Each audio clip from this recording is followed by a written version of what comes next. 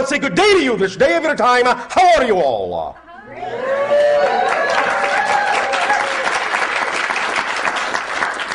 All right, I will take that as an okay. First of all, we would like to thank each and every one of you individually and all of you together collectively, once again, for the co-creation of this interaction, for allowing us to create this transmission with you. Each and every time, every one of you allows for these kinds of interactions to occur between our respective civilizations. You help to co-create a link, a bridge, between our worlds, between our realities. And in the creation of that link, you create a third world, a third reality, a new idea, a new paradigm, in which many new things, new ideas, new inspirations can be manifest. So we thank you for the opportunity to co-create with you a new idea, a new reality. We would like to begin this transmission in the following way. We recognize that we are communicating to you in an area on your planet referred to as Sedona. And recently we have announced that even though our spacecraft has been positioned above the area on your planet known as Cairo for quite some time, we are now above the area you call Sedona, about 2,500 miles up. You will find that the reason many ships position themselves at this point around your planet is to be of aid and assistance in the balancing of many of the energies of what you call the electromagnetic field of your world, to aid and assist in some of the transformations that you as a collective consciousness are now undertaking on your world. Now that you have changed your collective consciousness, the vibration and frequency of your reality in such a manner as you have recently done, you have created a kind of shift, a kind of change that allows us now to proceed further with this agenda of assisting you in the balancing of this energy, and allows us to move into different positions because now you have created on your planet a very different energy which can now accelerate in positive and constructive and creative and loving ways more than ever before. So first and foremost, we will congratulate you on making a change in your collective consciousness to allow us to interact with you in a new reality. So congratulations. Now, once again, allow us to explain briefly the idea of what the shift is about in terms of what is actually mechanically happening. We understand that in human language, you have many colloquial phrases for this idea of transformation and changing your world. And that is all well and good, and you can refer to this idea in any way, shape, or form you so desire. It doesn't matter. The effect is the same. But the idea is that we would like to take a moment to explain to you mechanically, physiologically, what is happening. Because sometimes when you understand the actual mechanism that you are employing in the change, it helps you make further changes, more profound changes, and have a more profound understanding of what kind of changes can be made. So, I know this is going to sound at first a little bit confusing, but that's all right. This is just an issue of semantics and language, and we will explain more clearly as we go along. So when we talk about the kind of changes that you are making and wish to make on your planet, we will begin this conversation by pointing out that nothing has changed. Why do we say that? I will tell you. Thank you. Here's what we mean by nothing has changed. The idea is really that when something in your world changes, the world you were in did not change. You changed. You shifted your frequency. You shifted your vibration. And by shifting your frequency, you have shifted your focus of consciousness to an already simultaneously coexisting parallel reality that is already existing on that frequency. You didn't change the world that was there. That world is still there. You have shifted to an already existing parallel reality that is reflective of the vibratory frequency you have shifted to personally. Thus, when you look around and see differences, it's because you have taken yourself, You have shifted yourself to a parallel Earth that already had those differences in it. The old Earth, the other parallel reality, still exists, still looks the same. Didn't change. But you have changed your focus of consciousness. So the idea of helping people change, of helping to change your world, is the idea really of offering other people a point of view that contains a certain frequency, a certain pitch, a certain state of being. And if they choose to match, to mirror that frequency you are offering that goes along with that different point of view, they then will see the difference in the world in which they have shifted to. They will see the difference in them reflected by the world they have shifted to. But again, the other world, still there, hasn't gone anywhere. All possible parallel realities exist now, coexist simultaneously. There is only one eternal now. Everything exists in it.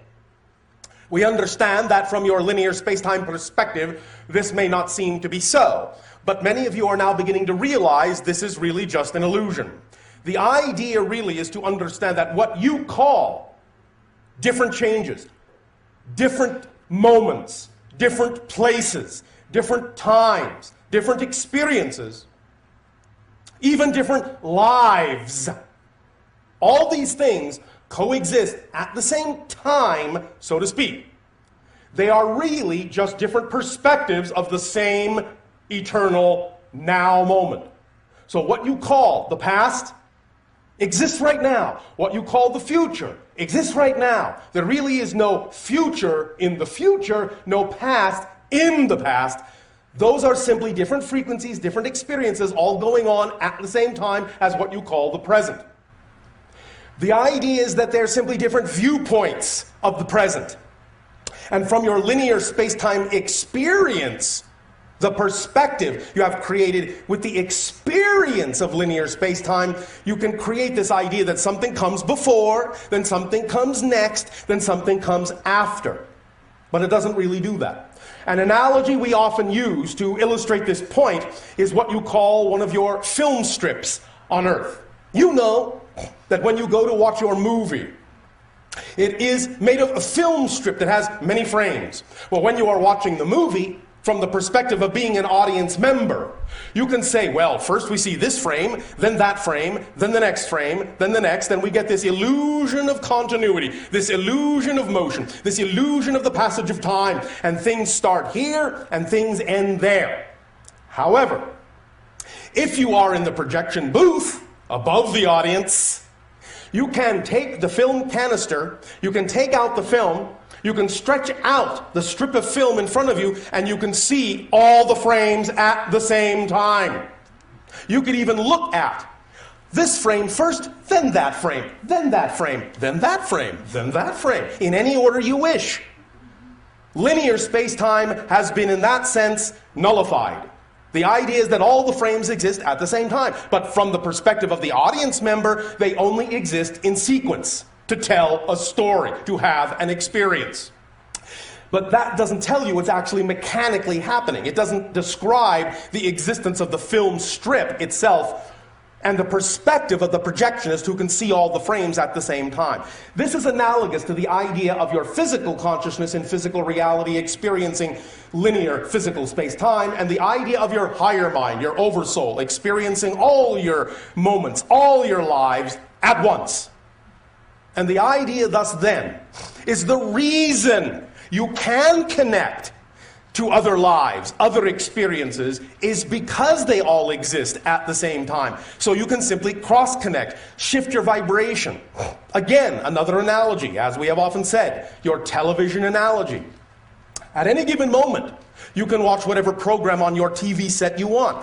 This does not mean there are not other programs available, but you only get the program you are tuned to at any given moment. But when you change the channel, when you shift your frequency, you get another program. Doesn't mean the program you were watching is no longer there. They all exist at the same time, but you only perceive whatever is the vibration you are tuned to within yourself.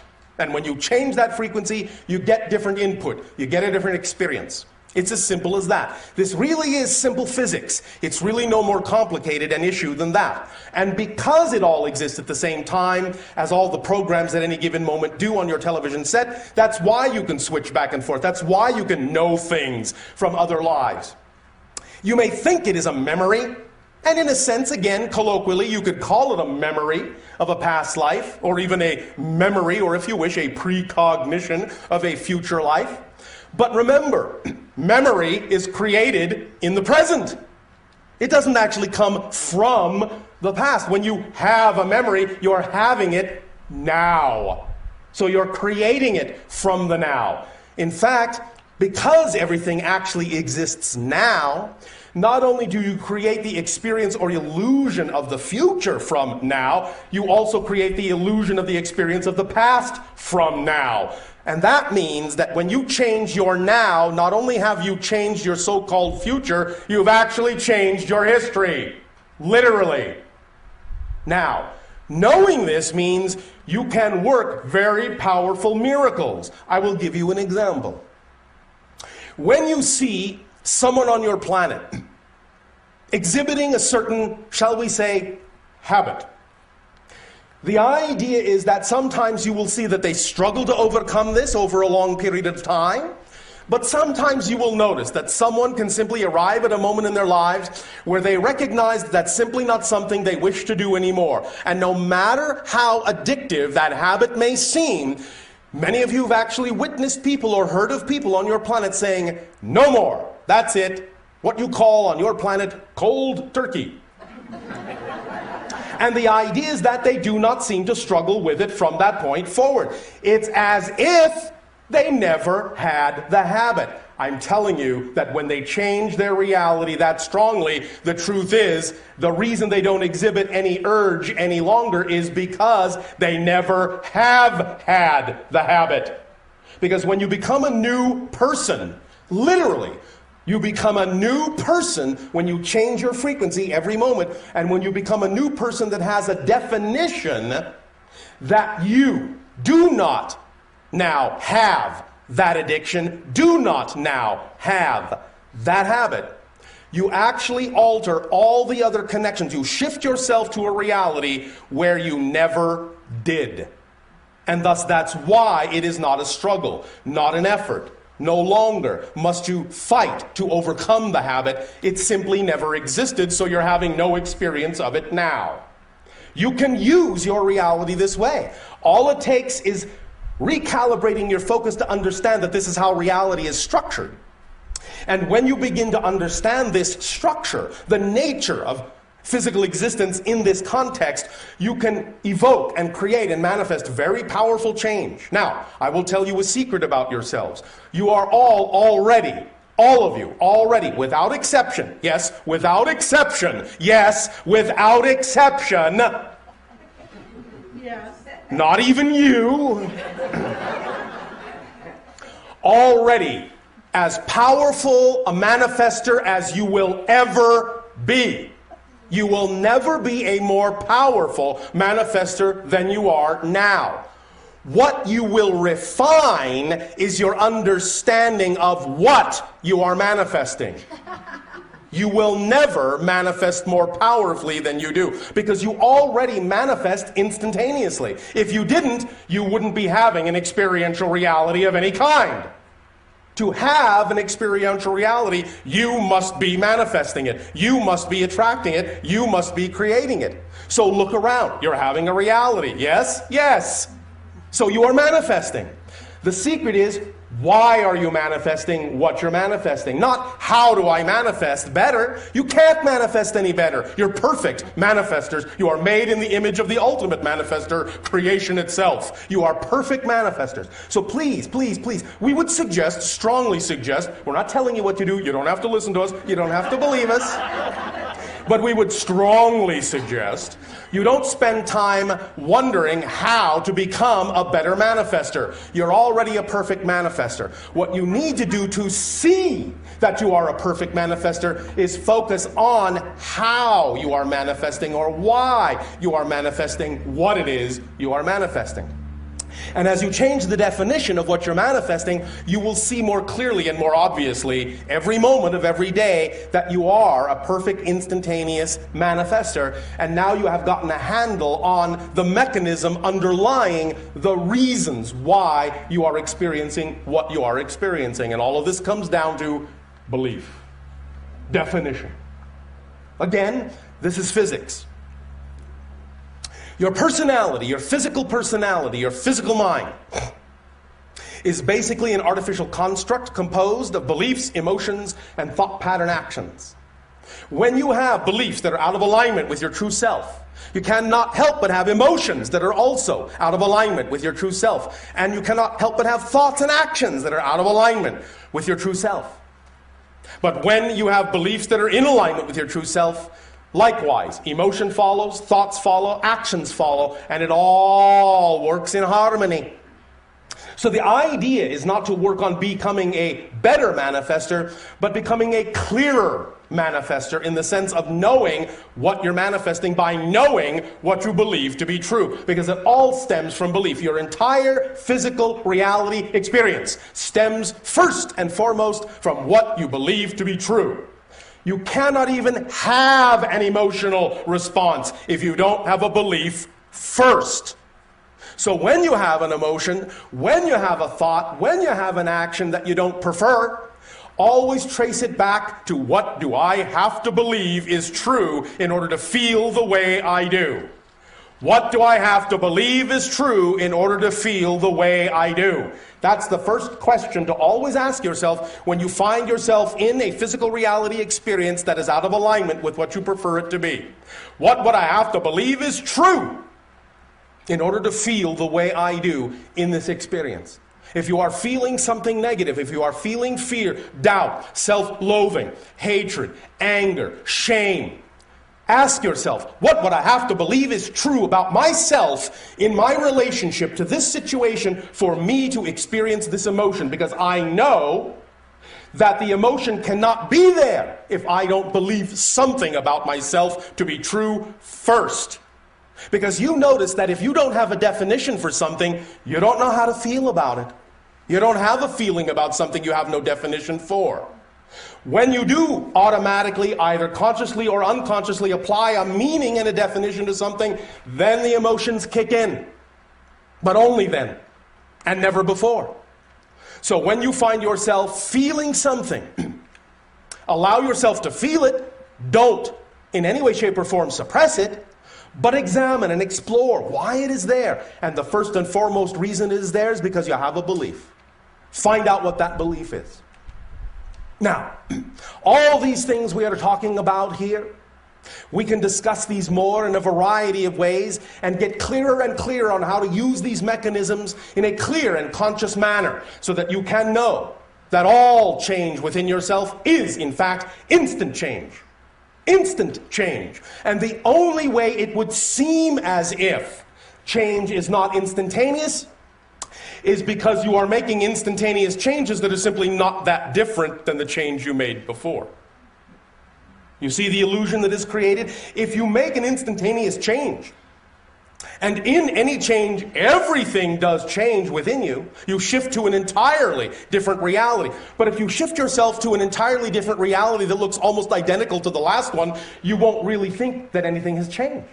You will fool yourself into the illusion of thinking nothing has changed or not much has changed. And that this is a long process and an effort and a struggle. And it takes a long time. Without realizing you have actually changed everything all at once. But it simply looks pretty much the same. Because you have created it to be so with your belief that big change cannot happen quickly. That's the belief that allows you to experience the idea of change happening slowly.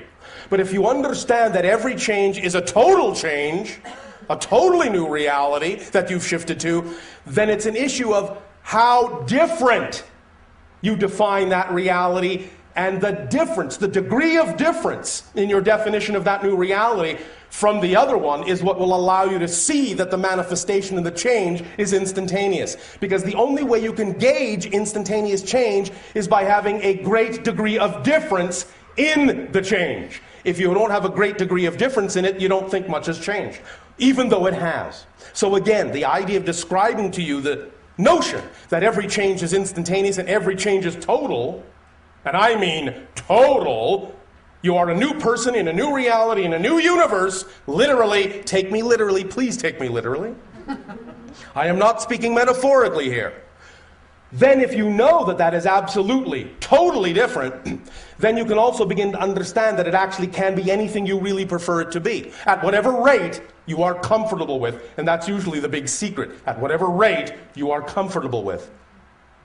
Because for many of you, the idea of change is very scary, and you don't really want to change that much, even though you're changing instantaneously, totally. You want to create an experience that says you haven't really changed that. Oh, I don't want to be too different. People will think I'm strange, bizarre, weird, freaky, and all those other wonderful, colorful earth terminologies. Nevertheless, the truth is you change everything instantaneously.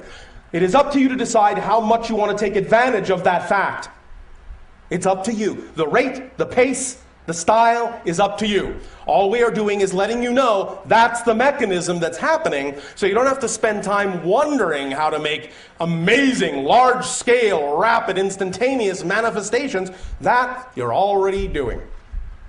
All you need to do is focus on why you're doing what you're doing, how you're doing it, based on what belief and why, and then you'll get a handle on how to allow yourself to redefine the reality in such a manner as to see whatever degree of change you prefer to see. And that's what it's all about. What idea, what belief is most harmoniously aligned with your true self? Now, we have said, yes, true self, out of alignment, in alignment with true self, true self. What's true self? Here's how you tell what your true self is. Once again, briefly. It is encapsulated in a term that exists on your planet called passion, joy, and excitement. The idea is that vibration, what you feel, that excitement, that physical sensation is actually the body's translation of the vibratory energy that is your true core inner being. So anytime something in your life contains that degree of excitement, we would again strongly suggest you act on it. Why? Because that's who you are. Because it is most truly you. It is your path. It is your reflection. It is your attractor. It is luring you to more of yourself. That's why things contain that feeling. That's why they reflect that feeling to you. And that's why you can know that if you act on your joy, it will support you because it's your true self. I know. You have many different belief systems on your planet that doubt the ability of your excitement to support you, and we can talk about some of those at length if you wish. Nevertheless, it does have the ability to support you. Why? Because it is you. And it is the part of you that is representative of the part of you that is made in the image of creation. And creation is nothing if not unconditionally supporting and infinite. Abundance, abundance, abundance. We hear this over and over and over and over and over and over again from many humans on your planet. How can I be more abundant? You can't. You can only be abundant in different ways. You are already as abundant as you will ever be. However, if you have a belief that you lack something, then what you have is an abundance of lack. So again, the issue is not, how do I learn to be abundant? The issue is, what am I defining abundance to be? Because you're always abundant in something. Always abundant in something. This is why we prefer to take the charge off the idea of what abundance needs to be represented by. It can be represented by many things, including money on your planet. There is nothing wrong with that. It is a symbol of exchange. It is a valid one, just like any other symbol. But the idea is it doesn't always have to be that form in order to represent abundance. Our definition of abundance is the ability to do what you need to do when you need to do it. Period. That's it. The ability to do what you need to do when you need to do it. Why do you care how it comes to you as long as you have the ability to do what you need to do when you need to do it? So the idea is to relax the need, to relax the insistence that it must come in a certain way, because paradoxically, when you actually insist that abundance can only be represented by one symbol, you actually close all the doors through which abundance could come in other forms. And so you're actually not being abundant at all, in the sense of feeling it or experiencing it in its widest possible format. The idea is that somebody could give you something. That's abundance. You could find something. That's abundance. It's all abundance. Let it come to you in whatever form works best. Let it come along the path of least resistance. For why should it be a struggle? To reflect the idea of the abundance of creation. There is enough.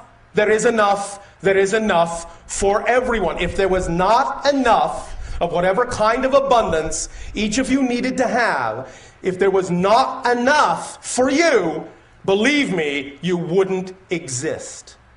Because the universe, the creation, does not in that context make superfluous mistakes. It does not create more than it's capable of supporting.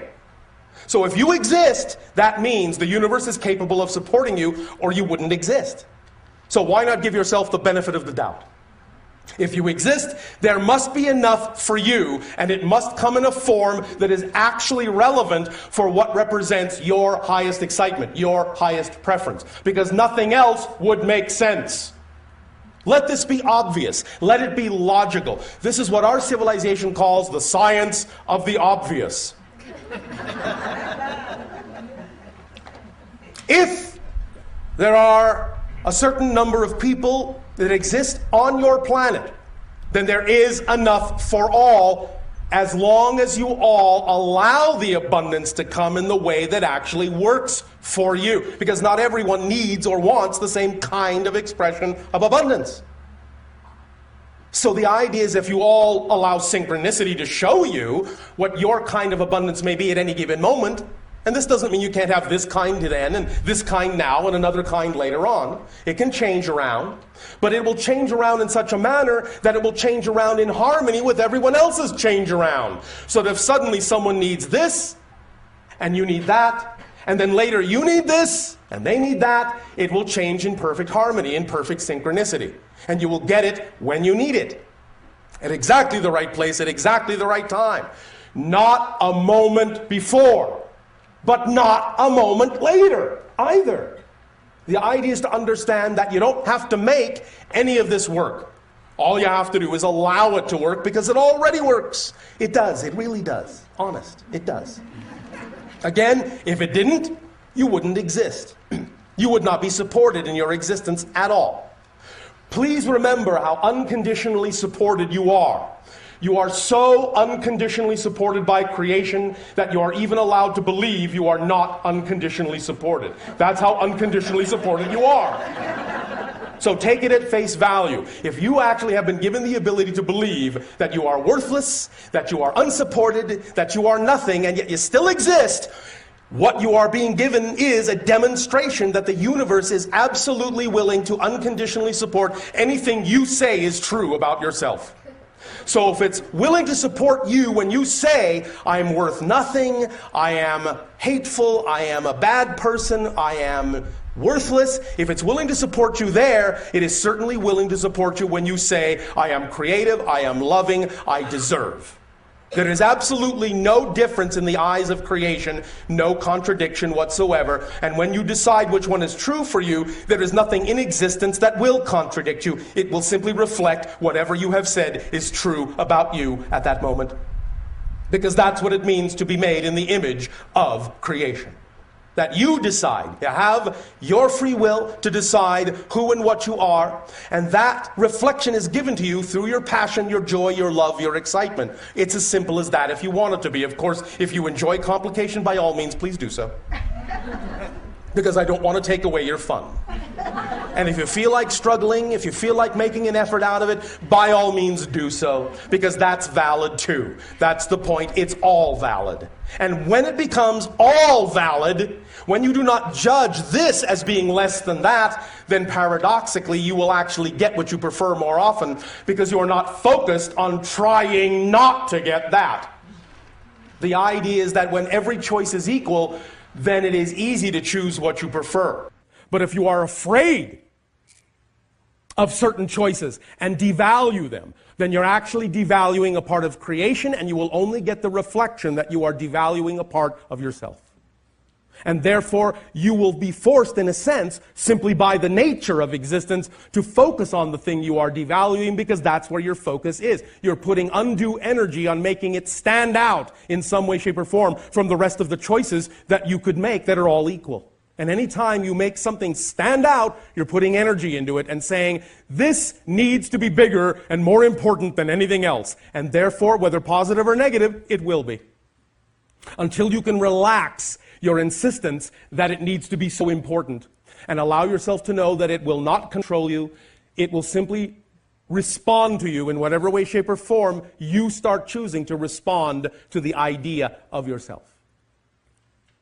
Again, we may discuss some of this at length. Now, in keeping, first of all, with the idea of the area you are in on your planet, and in keeping with the idea that many of you recognize it as a strong vortex location, we ask the question, what is a vortex actually? All right. Well, some of you have described the idea that it is energy in motion, swirling energy and spiraling motion. Yes. Some of you have said it is a gateway, it is a doorway. Yes. Some of you have said it is a reflection and an opportunity to understand more and more of who I am. Yes. But what is it actually? Well, as you understand the idea of physical reality and know that in a sense it is an illusion, nevertheless the experience is real. And the experience, being real, cloaks itself in certain symbols. One symbol being electromagnetic energy. Now, this electromagnetic energy is the first level of physicalization from higher non-physical frequencies of consciousness.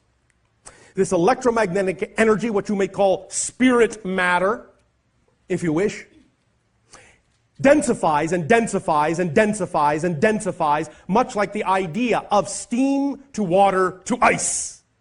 All made of the same stuff, you might say, but at different frequencies, different experiences, going from the less material to the denser material of the physical world experience.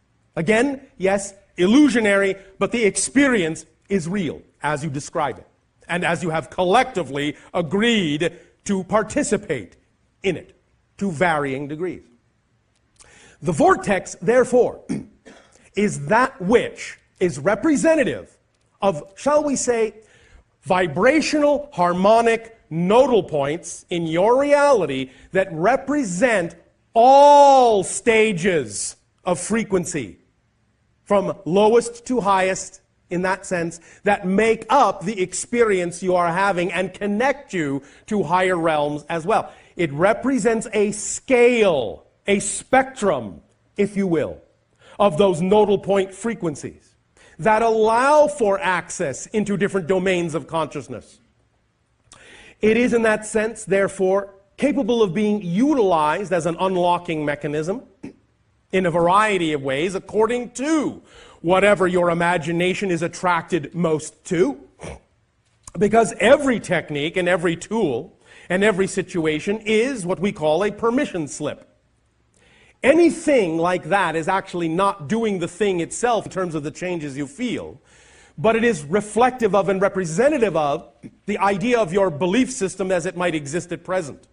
And as you find yourself attracted to be in certain locations and take advantage of certain vortices and energies, the idea is that you have attracted yourself to that because that represents the arrangement at that moment of your belief system, and that in that it reflects the arrangement of your belief system. It gives you insight into yourself sufficiently to allow you to give yourself permission to be more of who you are. So it's not like the vortex is doing it for you, but the vortex is like a reflection of what you are willing within your belief system structure to allow yourself to give yourself permission to do. So all these things are permission slips to allow you to give yourself permission based on your belief system of allowing yourself to be more of who you prefer to be. In that you have gravitated to this particular one, all of you, It is clear that you all have similarity of frequency, even though it is also quite varied. But the idea is that each of you know, each of you are familiar with the idea that this is a reflection of many different levels of frequency, and each of you are able, through a variety of experiences and reasons, to use this energy in a variety of ways as befits who you are as a being.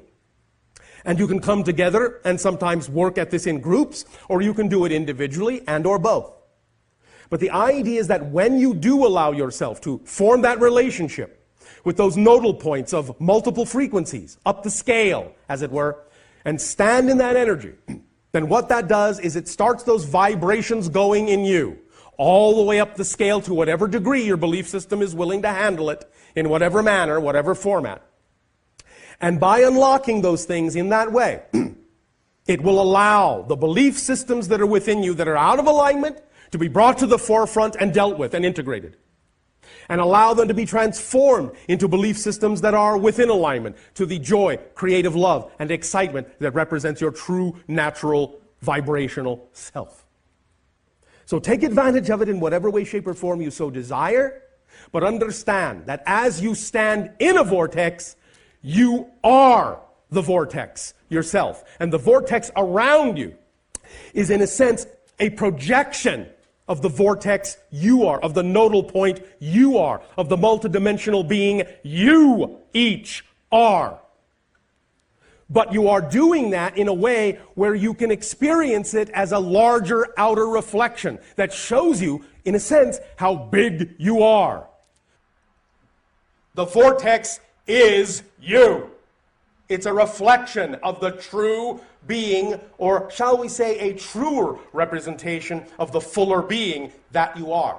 So understand that when you stand in a vortex, what you're doing is you're forming a relationship to your greater self. You are opening up and saying, I am willing to have a relationship with my higher self. I am willing to form this connection. I am willing to be more of who I am. And that is a profound commitment. It is a profound relationship, and it creates profound results in your life if you are willing to allow it to do so. It is a bold move, and we congratulate you for making a bold move to be willing to see and experience and be more of yourself. And we thank you for allowing us to participate in your willingness to do so and explore more of who you are. To us, this is a great gift that we thank you for, because through you, we then get to see that many more ways that creation has of expressing itself within the creation that it is. So, thank you for being multidimensional facets of the multidimensional crystal of all that is. We would like to, at this time, open up to dialogue, interaction, statement, and question.